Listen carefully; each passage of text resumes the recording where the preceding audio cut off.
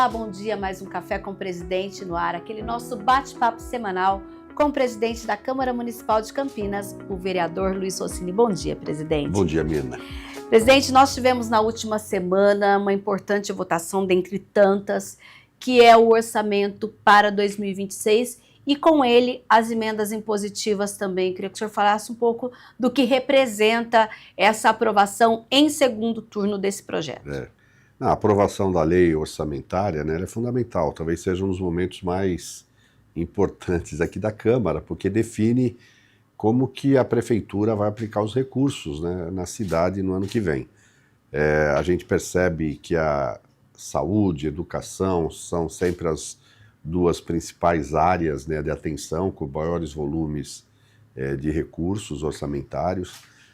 Também a área de serviços públicos, que cuida da manutenção, a zeladoria da cidade, o cuidado, né, em manter a nossa cidade funcionando também tem uma grande prioridade. Além de outras áreas, eu acho que o orçamento ele distribui as prioridades a partir das demandas que são colhidas pelas diversas secretarias. É claro que a elaboração do orçamento é o final de um processo de planejamento, tem a Lei de Diretrizes Orçamentárias, o PPA, e envolve toda a prefeitura, todo o corpo técnico de todas as secretarias. É sempre uma dificuldade você conseguir atender as necessidades com a receita estabelecida, apesar de que o valor da receita é bastante significativo.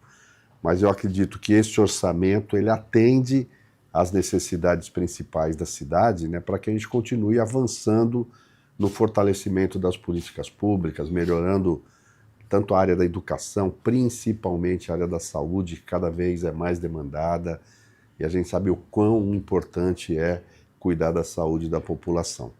E a área da assistência, cultura, esportes, habitação, quer dizer, todas as áreas estão ali contempladas.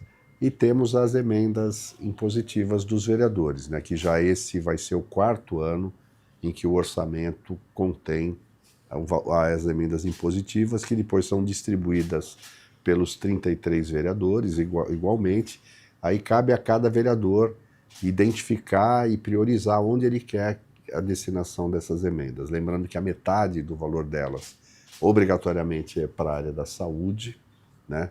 Então, numa resolução da prefeitura, desse valor, 50% tem que ser direcionado aos serviços e hospitais e unidades básicas de saúde da prefeitura, e os outros 50% podem ser direcionados para as entidades de saúde conveniadas, principalmente os hospitais filantrópicos. Sim. Maternidade, PUC, Beneficência, Celso Pierro. E aí os vereadores acabam, no período, as entidades, né, procuram os vereadores, trazem as demandas, justificam a necessidade, aí cada vereador faz a indicação.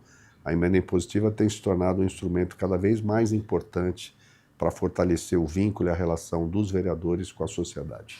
Nesse sentido, presidente, para quem está em casa entender melhor, a emenda impositiva, ela é algo que, como ela está prevista, ela tem que ser obrigatoriamente cumprida. Caso haja algum óbice, a prefeitura tem que justificar isso? Sim, por ser impositiva, sim, o vereador indica e o prefeito, o executivo, é obrigado a executar. É claro que a legislação ela prevê o seguinte: até o mês de janeiro, que quando a prefeitura acolhe e recebe as emendas, é feita uma análise para ver se as emendas são exequíveis, né? Ou seja, se elas podem ser executadas. Em havendo a impossibilidade de execução, ou por questão técnica, legal, alguma coisa que vai impedir dessa emenda ser executada durante o próximo ano, aí a prefeitura informa a Câmara e os vereadores, e o vereador tem a possibilidade de fazer o remanejamento. Sim. Fazer adequação para uma outra indicação. Mas uma vez acatada, sendo considerada exequível, ela é obrigada a ser executada. Agora eu quero falar sobre reforma administrativa na Câmara. O que é isso? Olha, a atual estrutura administrativa e organizacional da Câmara é de 2014, né? Então, nesses 11 anos, mudou muito a demanda e as atribuições da própria Câmara. Nós tivemos setores internos da Câmara que cresceram muito no volume de trabalho. Se a gente falar da área da comunicação, com a TV Câmara, a TV Câmara, ao longo desse período, ela evoluiu demais. Sim. Ela não se limita mais apenas a transmitir as sessões ordinárias, audiências públicas, né? Nós temos um conjunto de programas feito por vocês no sentido de ampliar a possibilidade do Legislativo se comunicar com a sociedade, trazendo debates, discussões de temas que são importantes da cidade. Então, a adequação dessa estrutura é necessária. A nossa Elecamp, a Escola do Legislativo de Campinas, também, ela cresceu muito no seu papel, na sua importância. O setor de controladoria, apesar dos prêmios que a gente tem conquistado, também precisa adequar, e vários outros setores da Câmara. Então, havia necessidade de reorganização. Assim também como a questão do gabinete dos vereadores, né? A Câmara contratou a FIA, a Fundação do Instituto de Administração da USP, que quase durante um ano fez um levantamento profundo, né? Analisando, fazendo um diagnóstico da estrutura da Câmara e dos vereadores, do gabinete dos vereadores, face à demanda e às novas missões que a Câmara assumiu. Aliás, a partir de 2022, o Tribunal de Contas ele ampliou um pouco o foco da missão da Câmara e dos vereadores.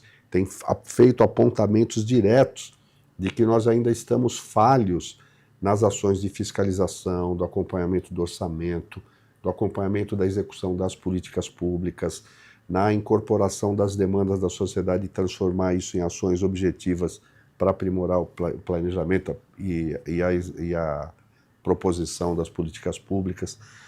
E além dessa análise de conteúdo, a FIA também fez uma análise comparativa, comparando a estrutura da Câmara de Campinas com câmaras de cidades de portes iguais ou até inferiores. E constatou que nós estamos muito abaixo do ponto de vista de estrutura, inclusive de número de comissionados e assessores de vereadores, em relação a essas outras cidades. Para se ter uma ideia, cada vereador de Campinas representa em média 40 mil pessoas. Nós temos 5 assessores, então cada assessor tem que dar conta de atender em tese 8 mil cidadãos. Muita gente. É muita gente. Então, a demanda é muito grande, a evolução dos canais de comunicação com a tecnologia, da sociedade, com os gabinetes, com os vereadores, ampliou ainda mais a busca, né, pelos Tivemos vereadores. um aumento de comissões especiais de estudo, de frentes parlamentares, uma com série mais de trabalho. 30 frentes parlamentares, comissões especiais de estudo, mais um trabalho individual de cada mandato.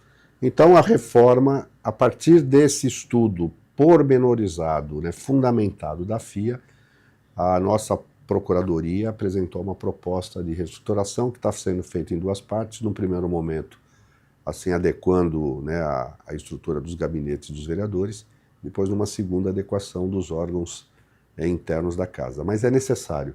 Nós precisamos dotar a Câmara de uma estrutura que ela possa fazer frente às necessidades da cidade e preparar a Câmara para os próximos 20 anos, né? Sim. A gente tem que sempre olhar para frente, porque o vereador, quando é eleito, ele carrega uma expectativa da sociedade. As pessoas votam nos vereadores e esperam que eles correspondam, atendendo às suas necessidades de bairros, de segmentos, de entidades, instituições. Então, eu acho que a Câmara tem que oferecer as condições estruturais, tanto do suporte técnico-administrativo, como também de recursos humanos, para que o vereador possa dar esse retorno para a sociedade. Então, esse projeto diz exatamente isso. Agora, presidente, na última semana, nós tivemos aí na Unicamp um trabalho de conclusão de curso envolvendo a Câmara e que o senhor acompanhou. Conta pra gente o que foi. Foi uma coisa fantástica. Uma aluna de arquitetura da Unicamp, a Débora, né, ela colocou como tema para o seu TCC um novo prédio da Câmara Municipal de Campinas. Na verdade, ela foi um pouco, na época, assim, estimulada pelo anúncio da Câmara de ir para o Palácio da Justiça, mudar de local. Aí ela veio entender um pouco por que a gente precisava fazer isso e ela assumiu isso como tema. Ela fez um trabalho de pesquisa histórico fantástico, mostrando como é que era a estrutura das câmaras no passado, um pouco da cultura portuguesa que nós assumimos, né, na função da organização também do Poder Legislativo.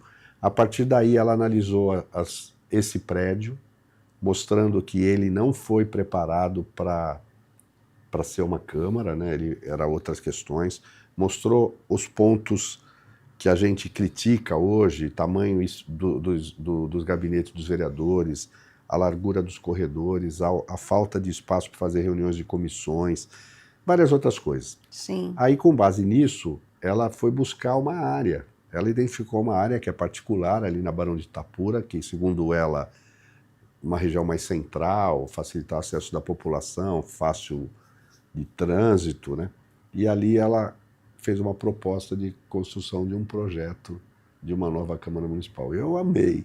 Levei a Camila, nossa engenheira, a nossa estagiária também da arquitetura, elas adoraram. E foi muito legal, assim, primeiro, que ela conseguiu incorporar no processo, no projeto, o conceito, né, da missão da Câmara de Vereadores, né, para fazer que o prédio pudesse também externar, do ponto de vista estético, arquitetônico, essa missão, e seria um local de encontro, com uma praça que ela chamou de convívio, para eventos, a população. Foi muito, muito legal. Aliás, eu vou convidá-la para fazer uma apresentação dessa para os vereadores, porque foi fantástico. Bem interessante que a comunidade, todo mundo conheça essa proposta. Então eu quero até cumprimentar mais uma vez a Débora, né, por ela ter escolhido a Câmara e pela qualidade e excelência do trabalho que ela apresentou. Na última semana também o senhor esteve lá em São Paulo, no Encontro Técnico de Controle Interno, Municípios e Câmaras Municipais do Estado. Me fale desse encontro, presidente. Nossa, olha, foi fantástico. Para mim é uma honra, como presidente da Câmara de Campinas, participar da mesa de abertura com o Controlador-Geral do Estado de São Paulo, com a representante da Controladoria-Geral do município, da capital de São Paulo, e eu representando o Poder Legislativo, a única Câmara ali. E nós somos convidados porque hoje a Câmara de Campinas é uma referência nessa área de controladoria. O Bruno, o Paulo... Vários prêmios, né? Vários prêmios. E é impressionante a qualidade técnica da nossa equipe e assim, os processos que a gente tem de controle. Então, eu fiz uma pequena fala, mas a gente pode perceber que a Câmara hoje foi colocada como referência e modelo para estimular que todos, não só a Prefeitura, mas todas as câmaras também fortaleçam, apoiem as controladorias internas. Aliás, nesse dia foi também lançado ou criado, e nós assinamos lá como entidade fundadora, o Conselho Estadual de Controladoria Interna, né? Nós já somos a única Câmara do Brasil que participa do CONASE, que é o Conselho Nacional, e agora vamos integrar o Conselho Estadual. Foi uma honra a gente poder perceber que órgãos de controles, né, reconhecem na Câmara um exemplo e uma referência. Presidente, nós tivemos recentemente o reconhecimento do presépio da família Curcio como um patrimônio imaterial aqui da cidade, uma iniciativa que começou com o senhor conversando lá com o Condepac. Conta pra gente essa história. Na verdade eu fui procurado, né, pelo Pascoal e pelo seu Zé Curcio, que é neto e bisneto do fundador desse presépio, que mostraram a história desde que o seu Zé Curcio, primeiro lá, o patriarca, veio da Itália em 1906, né? Ele já fazia presépio na Itália, manteve essa tradição, e isso vem passado de geração em geração, e é uma coisa maravilhosa, né? É um conjunto de elementos, né, de personagens que têm vida, na verdade, que se movimentam, feito tudo de forma artesanal, tudo manualmente. E assim são cordões, engrenagens, rodas de bicicleta, roldanas que movimentam e dão vida ao presépio. E isso foi tão importante, ele falou, a gente queria ter um reconhecimento da cidade. Aí eu propus, né, transformar esse reconhecimento como patrimônio cultural imaterial. Isso quem define é o Condepac. Encaminhei a proposta para o Condepac. A Marcela, uma pesquisadora integrada do Condepac, ela fez um estudo, e aí eu fui na reunião onde ela apresentou o seu relatório, o estudo, que eu fiquei mais emocionado ainda de ver a importância que tem isso como arte, como tradição, como ofício. E aí foi reconhecido pelo CONDEPAC o presépio da família Curcio, né, como patrimônio cultural e material da cidade de Campinas. Eternizar isso. Presidente, infelizmente nosso tempo está acabando, mas hoje ainda tem sessão na Câmara e a aprovação em segunda discussão da Lei Manuela. Na última nós tivemos, inclusive, a presença dos pais da Manuela aqui Sim. acompanhando. Infelizmente, nós tivemos esse incidente com a Manuela nos hotéis da cidade já no ano passado e levantou essa preocupação. A vereadora Débora, catando uma sugestão e um apelo da família, apresentou um projeto de lei tentando instituir um sistema de proteção nas piscinas de todos os clubes, hotéis, para evitar que acidentes como esse aconteçam. Eu acho que se essa lei aprovada, sancionada, funcionar, pode virar uma referência nacional, porque, assim, não há nada que substitua uma vida, né? Mas se essa lei Manuela pode ajudar a preservar e evitar que outros acidentes como esse aconteçam e outras vidas de crianças, principalmente, sejam perdidas por uma situação das piscinas. Tá certo, então. A gente volta a conversar na próxima semana, até porque essa ainda tem muito trabalho, né, presidente? Sem dúvida. Até já. Até já não, até semana que vem, né?